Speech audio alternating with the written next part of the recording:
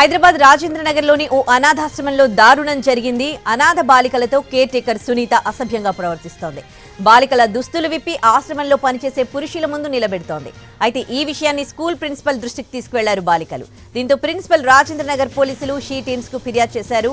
అటు care taker సునీతను అదుపులోకి తీసుకున్నారు రాజేంద్ర నగర్ పోలీసులు.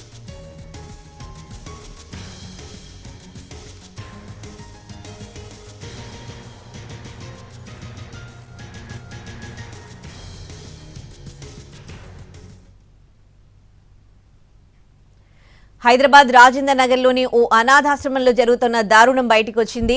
అనాథ బాలికలతో అక్కడ కేర్ టేకర్ గా పనిచేస్తున్న సునీత అసభ్యంగా ప్రవర్తిస్తోంది. బాలికల దుస్తులు విప్పి ఆశ్రమంలో పనిచేసే పురుషుల ముందు నిలబెడుతోంది. ఈ విషయాన్ని బాలికలు ప్రిన్సిపల్ కి ఫిర్యాదు చేయడంతో ప్రిన్సిపల్ పోలీసులకు కంప్లైంట్ చేశారు.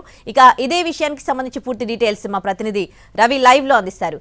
రవి, ఎవరి సునీత, ఎప్పటి నుంచి అక్కడ వర్క్ చేస్తోంది, డీటెయిల్స్ ఏంటి రవి? ఉదయశ్రీ రాజేంద్ర నగర్ పరిధిలోని బుద్వేల్లో చెరిష్ ఫౌండేషన్ ఆధ్వర్యంలో ఒక అనాథాశ్రమం నడుస్తుంది. ప్రస్తుతం మనం అనాథాశ్రమం దగ్గర ఉన్నాం.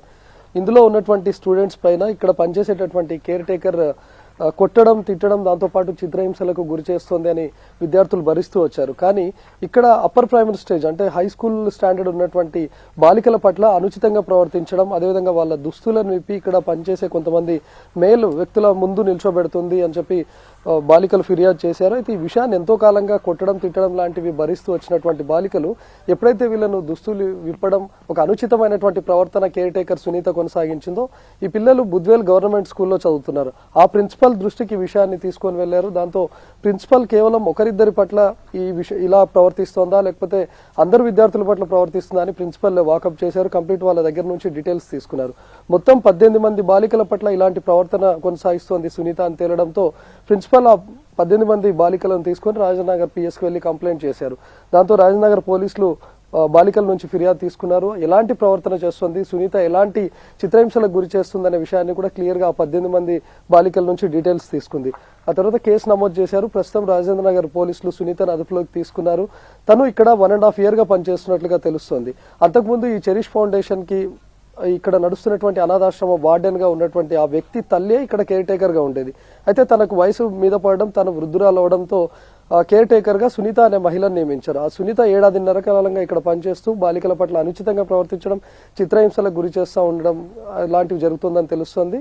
సో ఇప్పటి వరకు కంప్లైంట్ చేసినటువంటి వాళ్ళు 18 మంది అయితే రాజేంద్ర నగర్ పోలీసులతో పాటు చైల్డ్ లైన్ అధికారులు కూడా ఇక్కడికి వచ్చారు. ఇక్కడ ప్రైమరీ స్కూల్ స్టాండర్డ్, అందులోనూ ఆల్మోస్ట్ ఫస్ట్ సెకండ్ తరగతి చదువుతున్నటువంటి స్టూడెంట్స్ కూడా ఉన్నారు.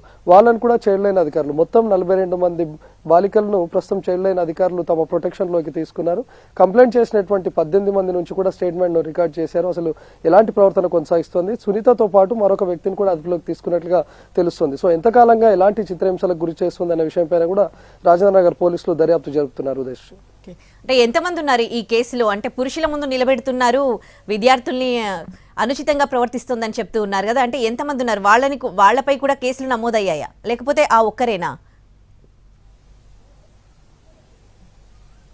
ఇక్కడ ఉన్నటువంటి బాలికలు చెప్తున్న ప్రకారం వీళ్ళను ఎవరైతే స్కూల్స్ కానీ లేకపోతే కాలేజ్లో చదవడానికి ఇక్కడ అనాథాశ్రమం నుంచి వెళ్తుంటారో వీళ్ళకు ఒక వెహికల్ను అరేంజ్ చేశారు. ఈ వెహికల్ డ్రైవర్తో పాటు మరొక ఆటోను కూడా అరేంజ్ చేశారు. అంటే అందరూ స్కూల్ స్టూడెంట్స్ లేరు, ఇక్కడ ఇంటర్మీడియట్ చదువుతున్నటువంటి వాళ్ళు కూడా ఉన్నారు. వాళ్ళ టైమింగ్స్ని బట్టి ఈ పిల్లలను ట్రాన్స్పోర్ట్ చేయడానికి ఒక ఆటో డ్రైవర్తో పాటు ఇక్కడ వ్యాన్ డ్రైవర్ను కూడా ఉంచామని చెప్తున్నారు.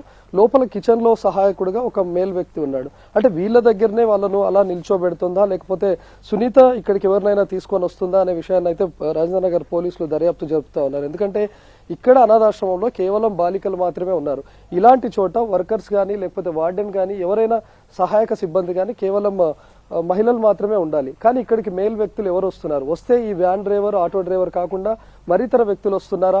ఫౌండేషన్తో సంబంధం ఉన్నటువంటి వ్యక్తులా, లేకపోతే ఫౌండేషన్తో సంబంధం లేనటువంటి మరొక వ్యక్తులు ఎవరైనా వస్తున్నారా అనేది అయితే ప్రస్తుతం రాజేంద్ర నగర్ పోలీసులు సునీత దగ్గర నుంచి వివరాలు సేకరిస్తున్నారు.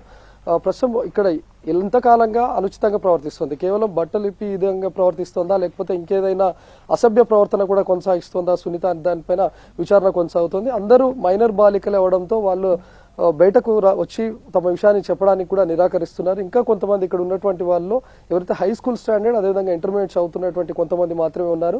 ప్రైమరీ స్టాండర్డ్ ఉన్నటువంటి బాలికలందరినీ కూడా చైల్డ్ లైన్ అధికారులు తమ ప్రొటెక్షన్ లోకి తీసుకున్నారు. Right, thanks for the updates.